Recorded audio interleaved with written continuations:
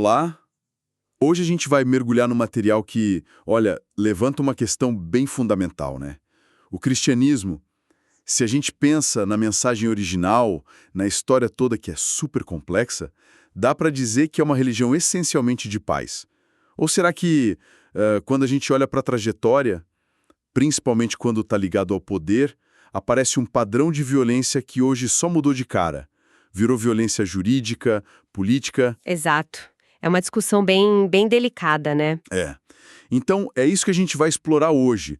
Vamos olhar análises de correlações sociais, perspectivas históricas e essas discussões mais atuais sobre essas novas formas de violência. E tem uma coisa que o material bate muito na tecla, que é crucial para a nossa conversa: a diferença entre correlação e causalidade.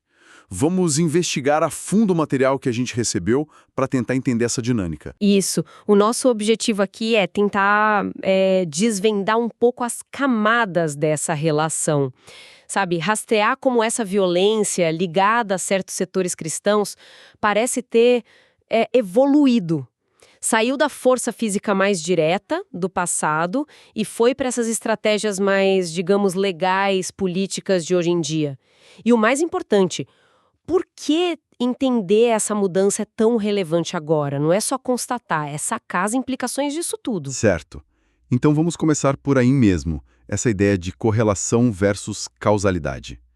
Uma das análises em vídeo que a gente viu vai direto nesse ponto.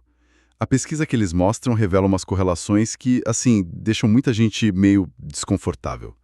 Por exemplo, eles acharam uma ligação positiva entre o PIB total de um país e a taxa de cristianismo. Só que aí, Quando você olha o PIB per capita, que mede melhor a riqueza individual, essa ligação some. exato.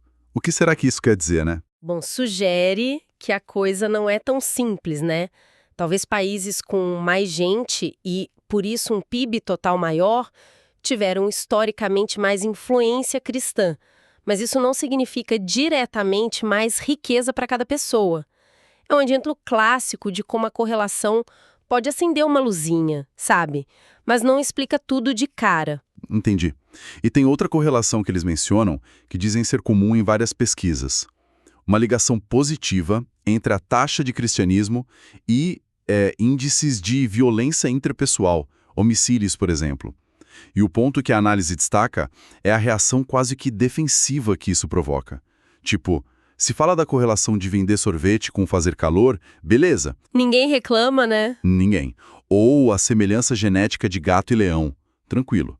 Mas aí, se a correlação envolve religião ou a nossa própria espécie, tipo humano com gorila, a conversa muda. Por que será essa defesa seletiva? Essa é uma observação bem interessante do material. A explicação que eles dão é que a correlação funciona meio como fumaça. Onde tem fumaça, pode ter fogo, certo? Mas não é garantido. É um sinal para investigar, uma bússola que aponta uma direção, mas não diz o que tem lá no final. Correlação só indica que duas coisas acontecem juntas com certa frequência. Não prova que uma causa a outra. Pelo menos não diretamente. Uhum. Os exemplos clássicos ajudam a sacar isso, né? O galo canta e o sol nasce.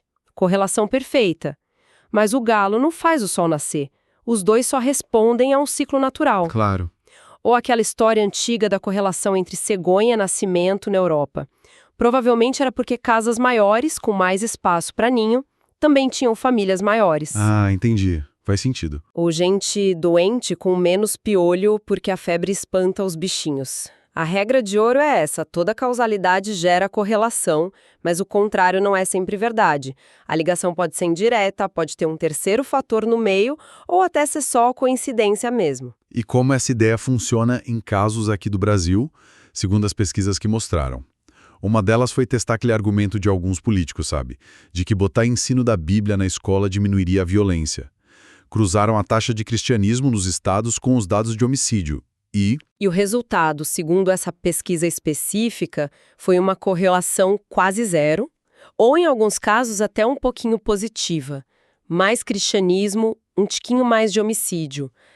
A conclusão que eles apresentam é bem direta. Os dados, naquele contexto analisado, não seguram essa ideia de que mais educação cristã, sozinha, levaria a menos violência.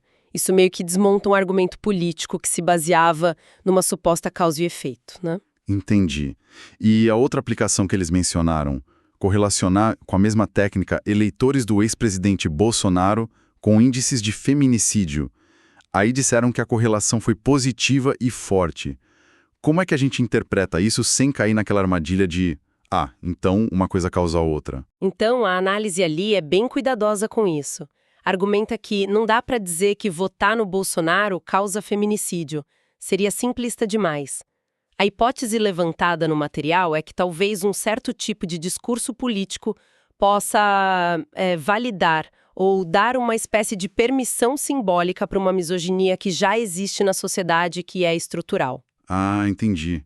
O discurso encontra algo que já está lá. Exato. O estudo até menciona o histórico do Brasil de violência contra a mulher, cita a recente queda da tese de legítima defesa da honra, que eles descrevem como tendo raízes culturais bem fundas, algumas ligadas a discursos religiosos antigos. A dinâmica que eles sugerem é que certos discursos políticos podem se alinhar com sentimentos que já existem no eleitorado. O material até conta um caso de um deputado que mudou o discurso para agradar quem estava ouvindo. Nossa. Nesse sentido, um discurso que soa mais agressivo, que minimiza certas questões, poderia encontrar eco e acabar validando posturas violentas que já estavam ali latentes. A correlação seria, então, um reflexo desse alinhamento, dessa validação mútua. Não uma causa direta. É a tal da fumaça, de novo, apontando para algo mais complexo na sociedade. Essa ideia de alinhamento e validação já faz a ponte para outro ponto-chave do material, né? Que é a evolução das formas de violência. Se a correlação é a fumaça, as fontes históricas tentam achar o fogo em cada época. Uma das análises com o título Do Cadinho à Lei descreve como lá atrás, quando o cristianismo dominava e não tinha Estado de Direito como hoje, a violência física era explícita. Sim, a coerção física mesmo, perseguição, tortura, queimar a gente na fogueira, era visto como ferramenta legítima de poder, de impor a moral da época. Não tinha essa separação clara entre poder religioso e poder secular que a gente tem hoje. Nem o Estado com o monopólio da violência.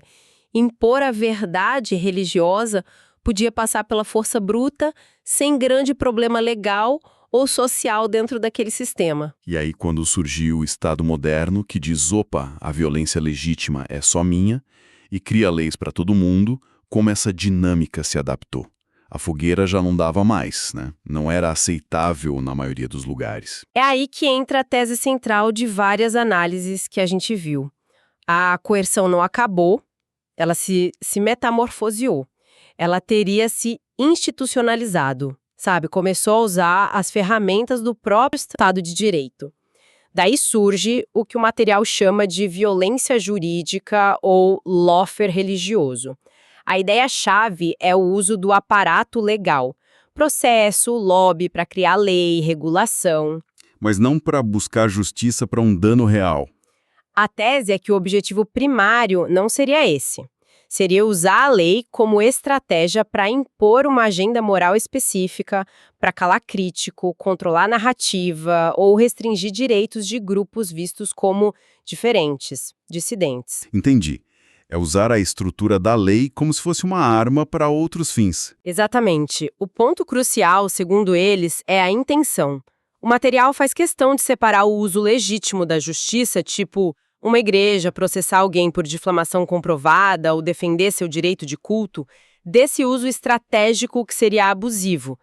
Esse uso abusivo buscaria intimidar, calar a oposição ou usar o peso do sistema legal para impor uma visão religiosa particular para a sociedade toda, dando uma cara de legitimidade para essa coerção. É uma adaptação da busca por controle para os tempos modernos. Troca a força física pela força da lei, digamos assim. E o material dá exemplos concretos dessa tal violência jurídica acontecendo hoje? Sim, vários casos são citados para ilustrar o fenômeno. Um que eles detalham bastante é o de processos e ataques contra uma professora por ensinar a nomenclatura histórica padrão AECDC, sabe?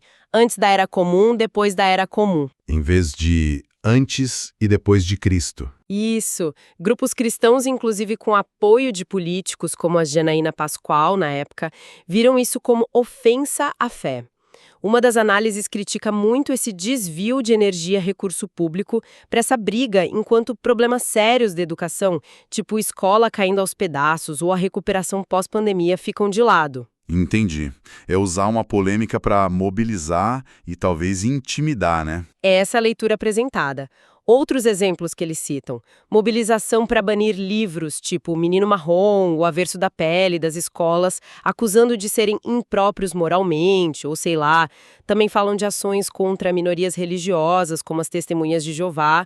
Uma fonte externa que eles citam, um podcast chamado Atheist Experience, conta um caso de uma pessoa que criticou a organização e teve que gastar uns $40 mil para se defender na justiça. Nossa, caro, hein? Pois é. E mencionam também um STJ aqui do Brasil que foi ameaçado de processo. O argumento do material é que isso não são casos isolados. Seria parte de uma estratégia maior, usando grana, influência política e o próprio sistema legal como ferramenta de pressão. Isso conecta bem com a ideia de que a violência ligada a certos grupos religiosos estaria ganhando novas caras, mais institucionais, agora no século XXI. Mas o que será que tem dentro de certas interpretações ou estruturas do cristianismo que, segundo o material, poderia facilitar esses padrões? Boa pergunta. Isso nos leva para o terceiro bloco aqui do nosso roteiro, que explora esses mecanismos internos. Uma das fontes, ao discutir se o cristianismo é mesmo pacífico na essência, levanta alguns pontos. Um deles é aquela mentalidade meio nós contra eles, sabe? A ideia de um povo eleito versus os outros. Isso poderia criar barreiras e até justificar a hostilidade. Como será que isso aparece hoje? Talvez na própria ideia de se sentir ofendido. O material cita aquela reação à abertura das Olimpíadas de Paris. Alguns grupos viram ofensa à última ceia numa performance com drag queens.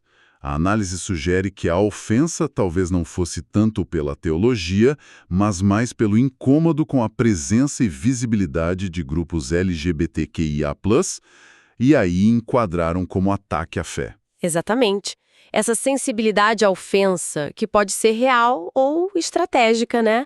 É apontada como um gatilho para reações que buscam censura ou punição, sempre sob o guarda-chuva da defesa da fé. Outro fator interno que eles mencionam é a questão da repressão sexual.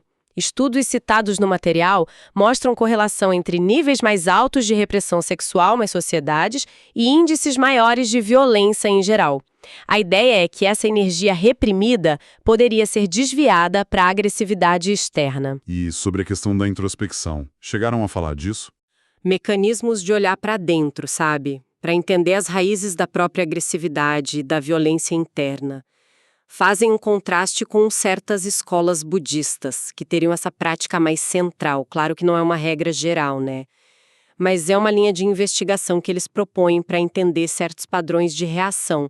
E, por fim, mencionam também, em alguns contextos específicos, uma correlação, de novo, não causalidade direta, entre certas posturas mais rígidas ou agressivas e níveis mais baixos de escolaridade formal, talvez indicando menos contato com visões de mundo diferentes ou menos ferramentas críticas. Todos esses fatores internos acabam alimentando o debate central que outra fonte explora, né? Afinal, o cristianismo é, ou não, uma religião de paz na sua essência. Quais são os dois lados da moeda apresentados? O material resume bem essa tensão. De um lado, tem um argumento que defende a paz como essencial. Esse foca na mensagem original de Jesus: amar inimigo, dar a outra face, bem-aventurados os pacificadores. Cita exemplos históricos de pacifismo radical, como os Quakers, os Menonitas, e líderes como Martin Luther King Jr., que baseou toda a luta por direitos civis em princípios cristãos de não violência. Nessa visão, os episódios históricos de violência, tipo cruzadas, Inquisição, são vistos como traições, desvios lamentáveis da mensagem verdadeira, não como consequência dela. E também se destaca o impacto positivo de valores judaico-cristãos nos direitos humanos. Certo. E qual é o contraponto? O argumento mais crítico? O argumento crítico, que olha mais para a estrutura, para os padrões históricos e para a relação com o poder, ele diz que a violência ligada ao cristianismo institucionalizado, cruzadas, Inquisição, o papel na colonização, apoio a ditaduras em certos momentos, não pode ser só varrida para baixo do tapete como incidentes isolados ou traições. Seriam fenômenos muito grandes, muito recorrentes, que precisam ser explicados. Aquelas correlações sociais incômodas que a gente falou no começo, aqui elas funcionam como sinais de alerta. Os mecanismos internos que a gente acabou de discutir, nós versus eles, defesa da fé, etc., entrariam como parte dessa explicação estrutural. E a violência jurídica e política de hoje seria só a forma atual dessa mesma dinâmica de poder e controle. Então, para essa visão crítica, aquela ideia de um cristianismo puro, sempre pacífico, meio que separado da sua história de poder, seria uma coisa meio abstrata, difícil de achar na prática. A violência aparece na história. Isso, segundo essa análise, protege a hipótese da paz essencial de qualquer refutação histórica. A pergunta que fica no ar é: onde e quando essa versão verdadeira, sempre pacífica e com poder institucional relevante, existiu de forma estável e dominante? É um desafio mostrar isso empiricamente. Entendi. Mas é importante notar, e o material faz essa ressalva, que outras religiões também têm suas histórias complexas com violência e poder. O budismo, por exemplo, que a gente costuma ver como pacífico, tem exceções, como a situação lá em Mianmar. O foco aqui, no material que a gente analisou, é especificamente avaliar essa alegação sobre o cristianismo ser fundamentalmente de paz, colocando essa ideia para conversar com os dados históricos e sociais apresentados. Certo. Então, para a gente amarrar o que a gente explorou a partir do material, fica uma tensão bem clara, né? De um lado, tem um ideal de paz, de amor, de perdão, que está lá nos textos, na teologia cristã, é inegável. Do outro lado, a gente vê padrões históricos e formas atuais de violência, que já foi física, hoje mais focada no uso da lei e da política, que parecem aparecer com frequência quando certos setores cristãos se juntam com estruturas de poder. Exato. E é fundamental manter aquelas distinções que a gente conversou. Correlação não é causa direta, mas é um ponto de partida importante para investigar. E tem uma diferença crucial entre usar a lei para buscar uma reparação justa, legítima, e usar a lei como ferramenta de coerção moral para calar gente, para impor uma visão de mundo. É isso que as fontes chamam de lawfare religioso ou violência jurídica. E por que essa discussão toda é importante para quem está ouvindo a gente? Qual a relevância prática de entender essas dinâmicas no dia a dia? Olha, entender essa evolução, como a coerção religiosa se adapta com o tempo, como sistemas legais podem ser usados para agendas morais. Essa tensão toda entre o ideal e a prática histórica e social é super importante para a gente navegar no mundo de hoje. A gente está falando de debates quentes sobre o papel da religião na vida pública, na política, sobre liberdade de expressão versus discurso de ódio, sabe? Sobre como proteger direitos de minorias num mundo cada vez mais plural e polarizado. Entender os mecanismos por trás disso ajuda a gente a analisar esses debates com um olhar mais crítico, mais informado. Faz todo sentido. É ter mais ferramenta para entender os conflitos e tensões que a gente vê pipocando por aí. Sem dúvida. Isso me leva a uma última reflexão que vem direto dessa análise sobre a adaptação das formas de violência. Se a gente observa essa capacidade que certos grupos religiosos parecem ter de adaptar suas estratégias de coerção às estruturas de poder de cada época, trocando a fogueira pela caneta do juiz ou do deputado, fica a pergunta, né? Quais poderiam ser as próximas caras dessa dinâmica?